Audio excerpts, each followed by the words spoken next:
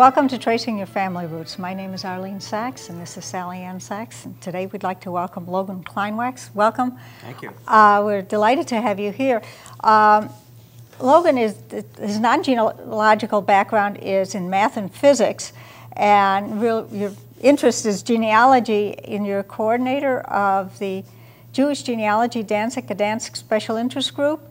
And really, what we're really interested in is the improvement of internet access to genealogical data, genealogical privacy, and photographic documentation of Jewish cemeteries. And welcome, and we're interested to hear all about this improvement of... Well, what I want to hear about is your latest project, which is called ShoahConnect. That's right, ShoahConnect.org. Right, and that's, I think, as I was listening to all this, I was thinking that this is a young man who looks at the things we're all doing and he starts thinking how to do it in a more efficient and bigger way, I think, using technology. As I look at what you've done, and you've done in a very short time some very remarkable things, but that's how I think of what you're doing with this ShoahConnect. How did you get into this, or what made you think of...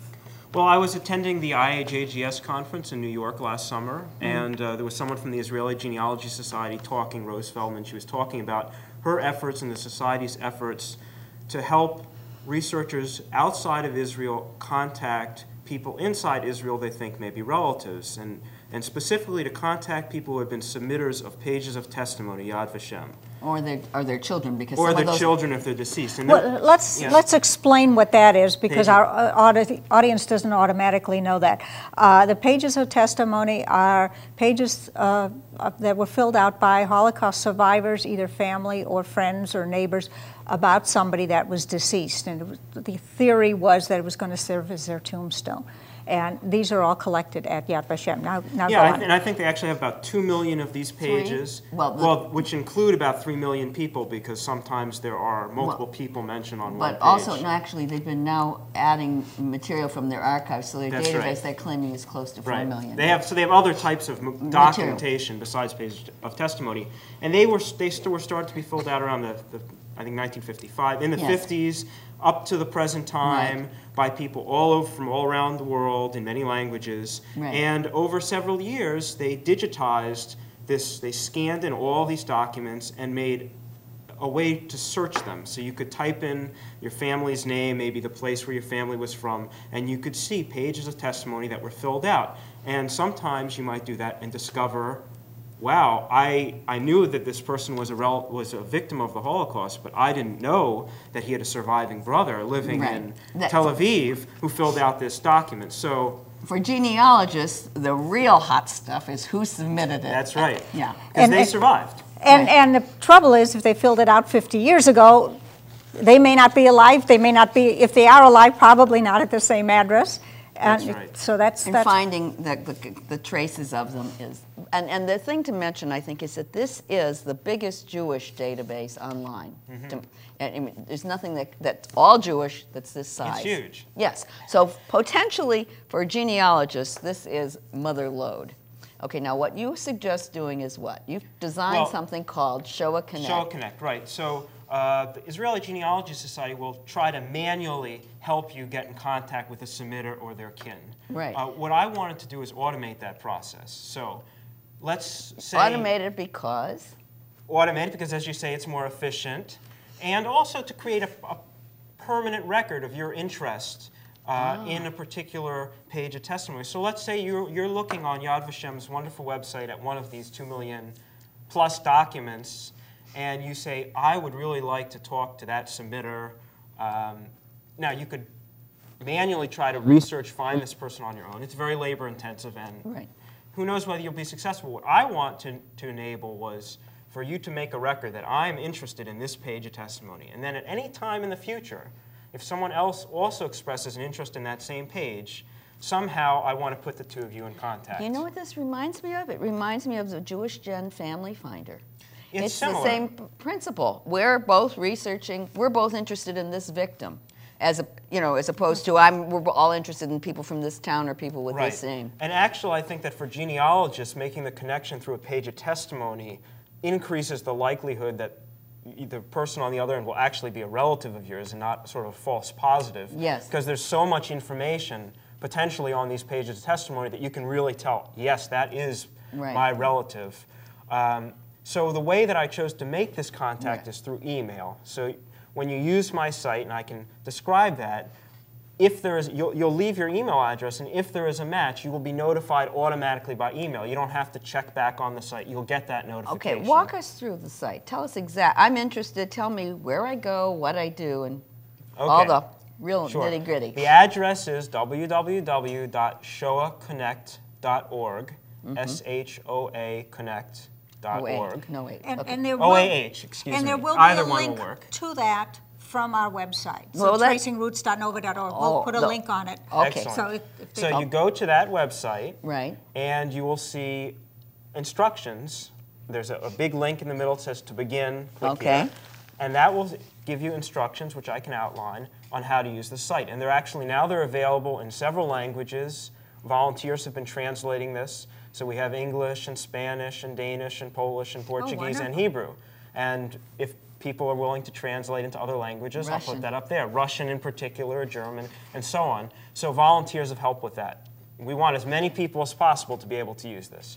So the basic... Your site can handle the Cyrillic alphabet, obviously. No problem. We have Hebrew on there, not a problem. Okay. And Yad Vashem's website is in both Hebrew and Russian. So you can be viewing their website in whatever language you want, and it'll work. Okay.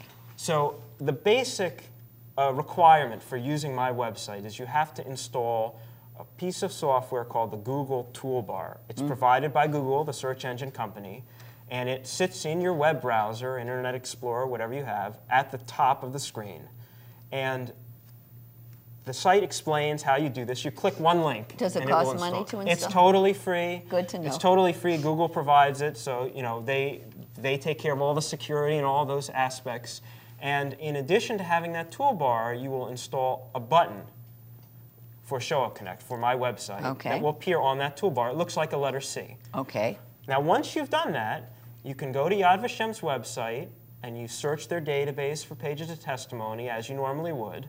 And when you are looking at a page of testimony that interests you on Yad Vashem's website, you just press that button that's now at the top of your web browser. That takes you back to my website, and it asks you, how do you want to associate yourself with this page? Are you the submitter of this page of testimony? Because maybe I would love to have a lot of the submitters or their children use the site. That way we can definitely contact them. Right. Or are you not the submitter, but you're a relative of this person and you want to contact the submitter?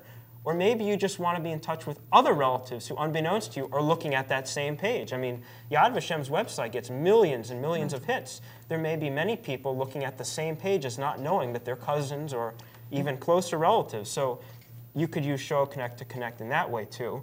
And there's another option which was suggested to me actually when I was talking about this before I launched the site in Long Island, which is you may not be a relative of the person on that page, but you want to get in touch with the submitter because the person on that page was from the same small village where one of your relatives disappeared from, and you don't know anything about your relative who disappeared. There's no page of testimony. But you'd like to ask the neighbor, do you remember my uncle so-and-so and what happened to him? So there's an option to do that too. So to recap, once you've installed the toolbar and the button, and there are instructions for that on my site, then you're on Yad Vashem's website and you're looking at a page of testimony. You just press that button and you're presented with a choice of options and how you want to associate yourself as a relative, as the submitter, as someone interested in that town.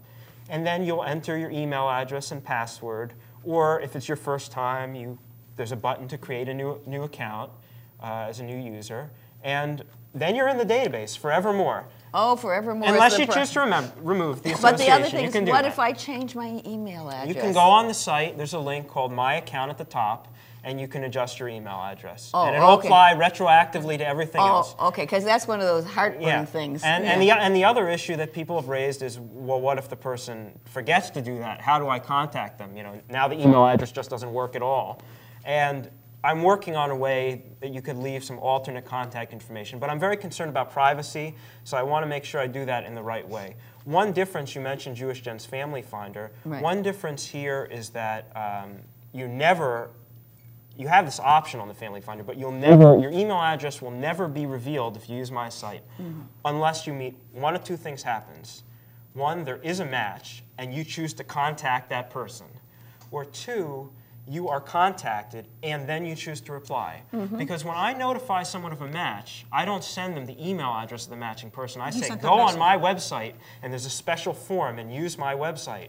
And then we forward that message on. I thought that's what happens on JewishGen, because I got a message from somebody I write to all the time, and he said, are you related to this? I said, how come you're sending me this? He said, I didn't know who I was talking to. They do that on JewishGen, but you also have the option on JewishGen of making your information public, and I don't provide that option. I don't want to provide that option. I'm really concerned about people who are not active genealogists already, who may be suspicious, who may be wary.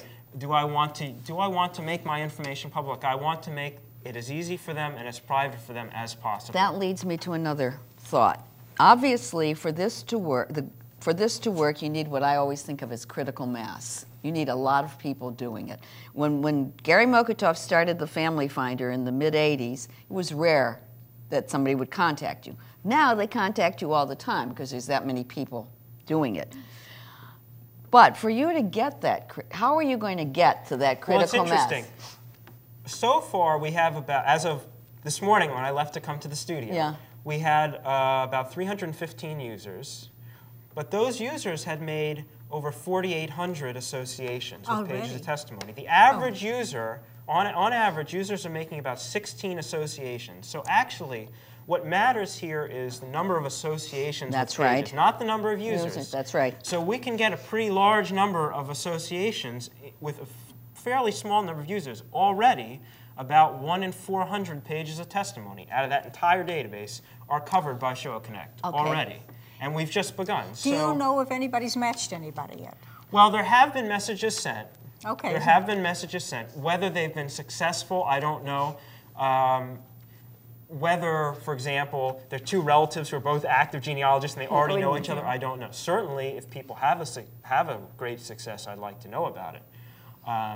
You mentioned a Family Connect success. Was that was independent of ShoahConnect? Right, before ShoahConnect started. Tell that story, because it's very nice. Well, the story is, through my research on my own family, I was in contact with a relative in Belgium, and he explained he had been doing genealogy for some time, and his mother, who had passed away, had told him family stories, including her very tragic story in her native village in the Ukraine during the war, which was that she believed all of her siblings had been killed. Now, circumstances were such that she left this village really before the start of major hostilities there and made it to Belgium with one of her siblings. But everyone else they thought had been left behind and killed. Now, we found on Yad Vashem's website, in this database of pages of testimony, a page of testimony submitted in Russian from Moscow by a woman, and the details indicated that she was submitting this actually about the mother, but it was quite clear that she was one of these siblings who had been left behind, who had somehow survived. Well, through JewishGen, we found someone who could speak, was fluent in Russian, who made the phone calls. We made all of that, all of those connections using volunteers through JewishGen, and we got in touch with this woman in Moscow, and she was just floored. She had actually in the 60s returned to this village looking for relatives, never found anyone. She was a sibling of the mother who died? That's right. Oh.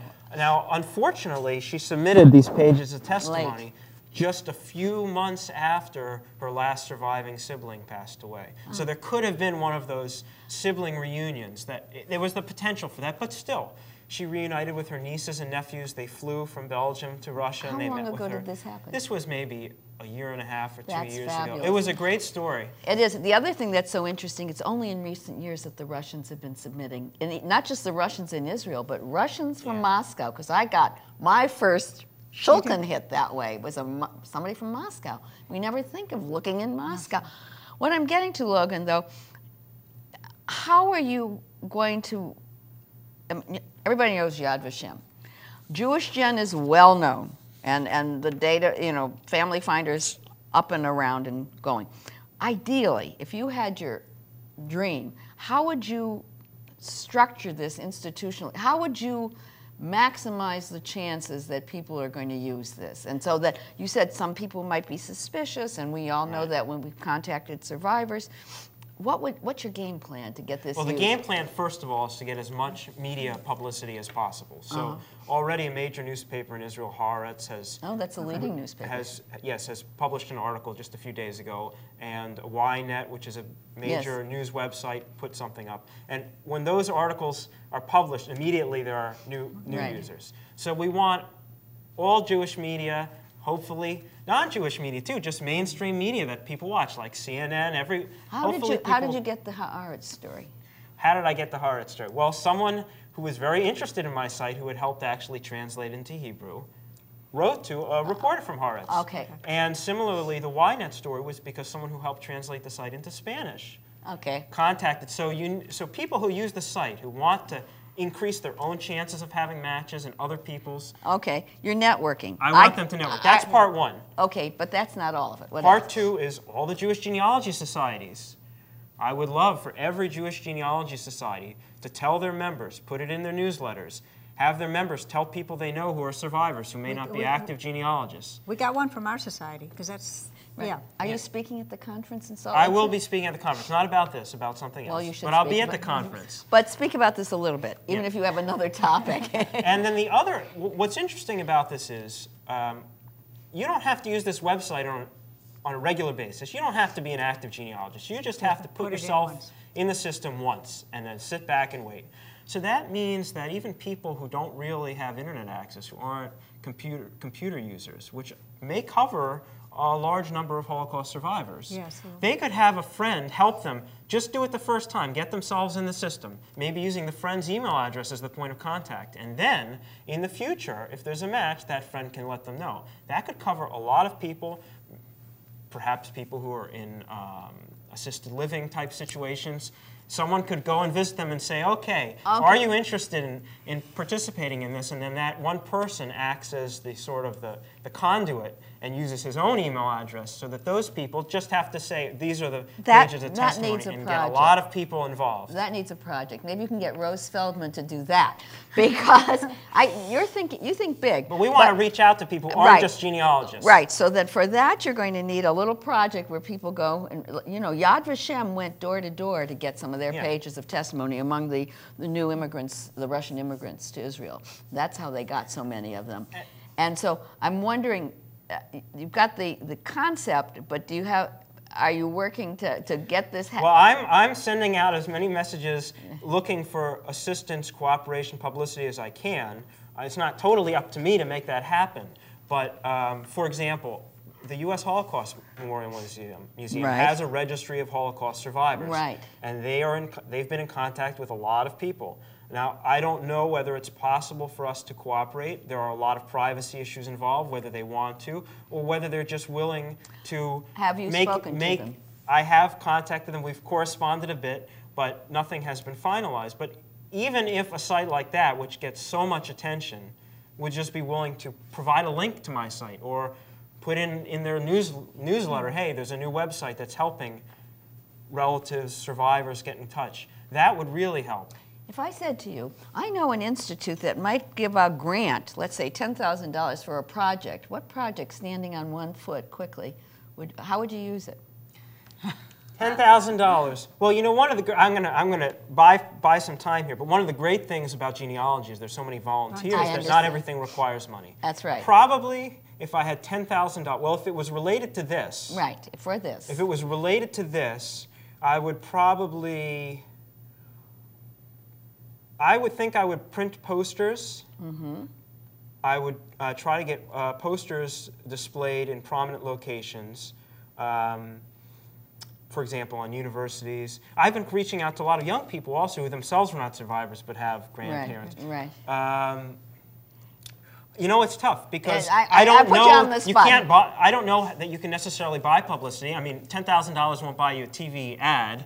No. So I don't know. I don't know what would be the most effective way. I would probably save it until I thought of an effective way. Well, that's right. Because what I'm hearing is have you contacted individually, like sent email messages to each of the genealogy societies? I haven't yet sent them to each of the genealogy sites. What I would like is like an umbrella group, like the IAJGS, to reach out. It won't happen. It won't don't happen. count on them We can tell you. What I'm saying is what we're doing right now, Logan, is the equivalent of what Rose Feldman was doing. We're thinking one. I'm thinking that it would be just as you designed the project. Now you or somebody should design the publicity project, meaning that think through the best way to get this to work in an organized way. You can do it this way, and it will grow. But there should, maybe it's a PR consultation, something to say, okay, what's the best approach to take to get the best bang for the buck out of this? I'll tell you a wonderful way to get a lot of users. Yes. And I don't know whether this will become possible in the future. Is there are many visitors to Yad Vashem annually on the premises. Yes. Who do research. Right. On the premises looking for information about Page's testimony. Many, many, many visitors. That's right. So if ShoahConnect, that toolbar, could be installed on computers at Yad Vashem, if folks at Yad Vashem could tell people who are coming to look on site and do research, hey, here's another tool, that would instantly bring in a very large and a regular flow of new visitors. Wouldn't it? Yes. So that would be one way, but I don't know that money would help there. Does JewishJit have a link to yours? I don't know that they do yet. And this site is very, very new, so... When did you start? That's something, because so many people look at that whole list of JewishJit stuff. But a lot of those people are active genealogists. I love to capture that whole but he group wants of to people. get beyond that. But we want to expand. People have never been involved in genealogy, so they haven't reached out to relatives. It's called the Holocaust community. Yeah, I hate that term. But basically, people who were affected by the Holocaust and in some way and connect with Yad Vashem in some way. It's a connection to the Yad Vashem database. That's right. I've been writing, for example, now that the site's been translated into Spanish, I've looked for lists of Jewish organizations in Latin America, and I've been writing, individually to all these organizations. Please tell your members. What would be great is maybe... After the show, I know of a Spanish forum, Israeli, a fellow from Argentina. It's got a Spanish language one. So that would be great. You're trying to reach out to bulletin boards. There's a Polish site that's posted messages that are frequented by actually pretty much vast majority of Jews have some connection to the Holocaust or know somebody. So it doesn't have to be specifically a Holocaust-related site. Any Jewish site, I think, would be good publicity. So far I've been reaching out, and a few users of the site who realize that this can help them and help others have been doing that. But definitely an organized approach to go door to door, or door to door in the internet era, whatever that means. Yes. That would really help. Yes, and it wouldn't, even though this is internet and computer, it wouldn't hurt to have little brochure things that could be left. That's right, that's what I meant. That you could, for example, at a retirement home, that you could post out a message that might be seen by people. If you want help doing this, contact so-and-so. Are there overall organizations for Jewish newspapers? Well, yes, I'm going to give you that connection after the show. The Jewish Telegraph Agency needs to write a story. We can do that. That would be great. Because then the individual newspaper, local newspapers. When did you put this live? When did this? It went live on the 20th of May. Wow, so it's not even a month old yet. You've done very well. So it's hard. I mean, it's 2.5, 3 weeks old. What was the first announcement? Where did you make the first? I made the first announcement. I had been invited coincidentally to speak at the Jewish Genealogy Society of Long Island. Okay. So that was actually a little before I went live. So what I did was I asked them to be the first large group of people to test it and to give their feedback, and there was some very good feedback. And I'm still looking for feedback, so people use it who have additional ideas how to improve it. That's very welcome. And so they tested it out, and we didn't find any major problems, so then I went live. And there have been a few things that have been adjusted to make the site easier to understand, and translations have been added. But it's a very, very new site. And how did the head of the Israeli Family Roots Forum find out about you?